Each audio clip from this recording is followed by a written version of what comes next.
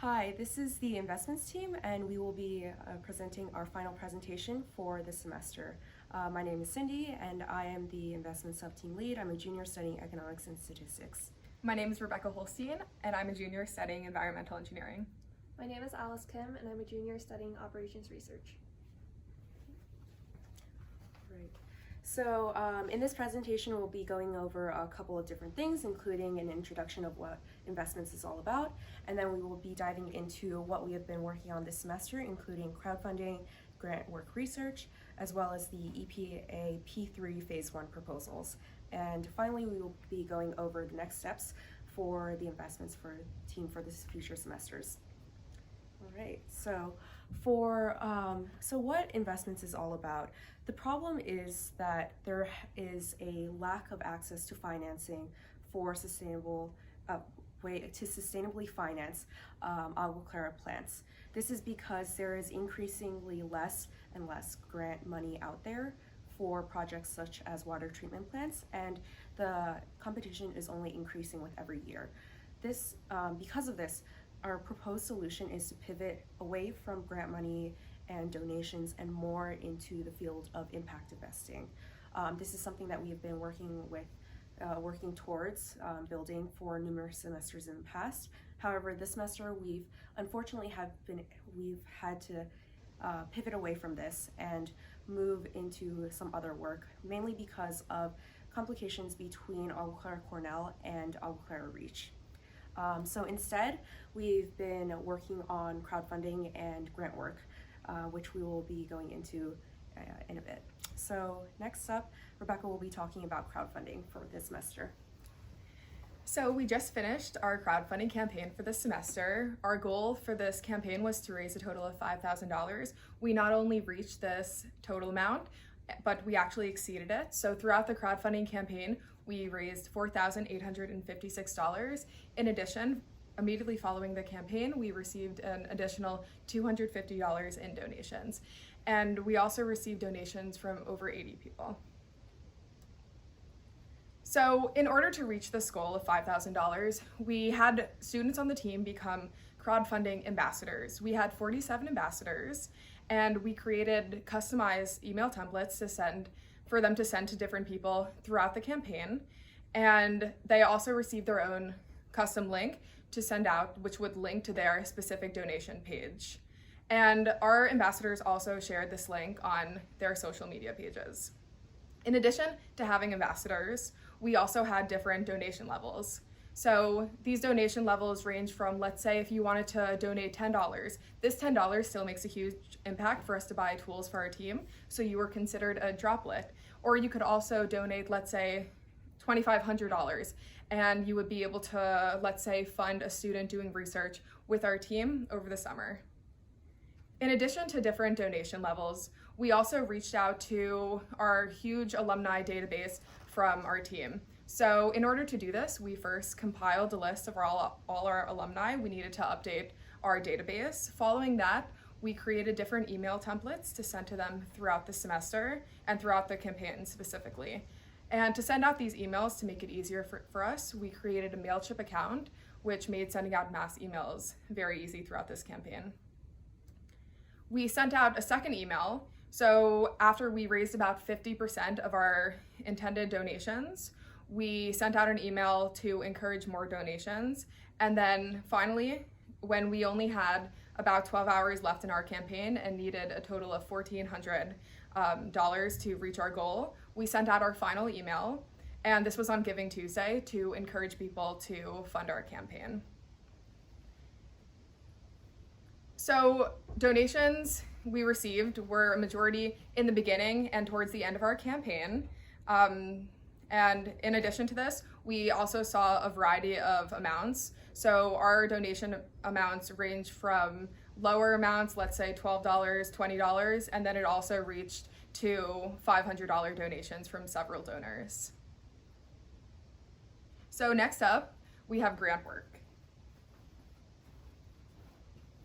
So another method of funding that we've researched is grants. So we used various databases to search for different grant programs that we could apply to for future AguaCla plants. And we then analyzed the different programs to select those that have the same area of support and interest as AguaCla. So from there, we narrowed down to 3 different programs with the greatest potential of awarding grants to AguaCla, 2 of which are NSF and the other being EPA.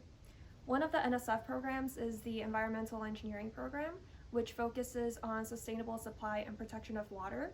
The other NSF program is the Critical Aspects of Sustainability Program, which has several different divisions with a common goal of supporting basic research aimed at improving the sustainability of resources for future generations while maintaining current products. And we then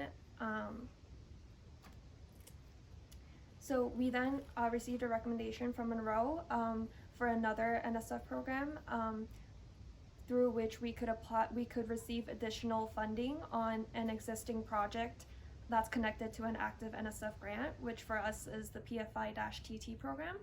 And during the next academic year, we would be writing grant applications for the selected programs and hopefully receive funding.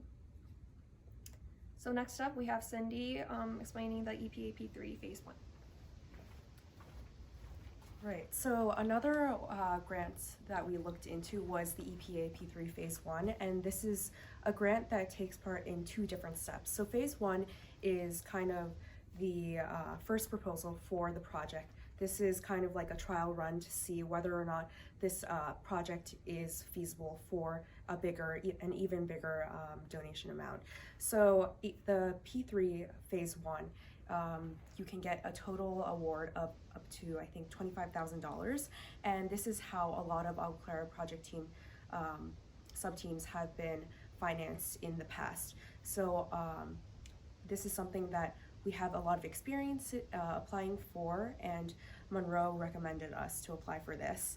So throughout this, we were mainly focusing on the PF200 sub-team, and we met with Monroe and Marcin several times, as well as the sub-team, and were able to get out the first draft for the proposal. Unfortunately, we weren't able to meet the November 19th deadline for this semester or this year. This is mainly because we had a different concept of what we needed for the grant proposal than what was actually needed.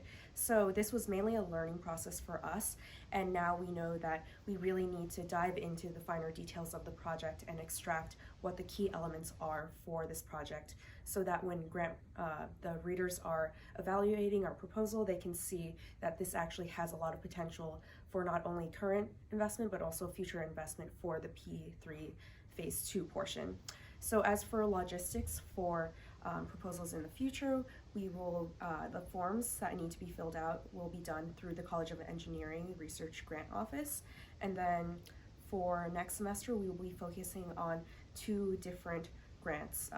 So we will be not only continuing with the PF200 grant, but also starting another one for the string digester team. And then for our next steps, the first one is that we will be wrapping up with crowdfunding, and we will be not only compiling how much every ambassador was able to raise, but also having them send out thank you letters to all the generous donors. Next, we will also be working on the EPA P3 Phase 1 for next semester, as I mentioned previously, to hopefully meet the November deadline for next year.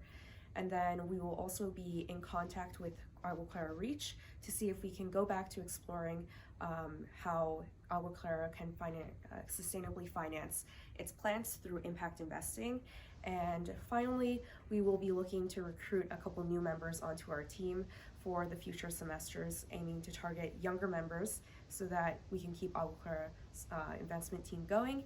And we will also want to target mainly economics and A majors so that we can have people who are more in sync for the impact investing portion for the future.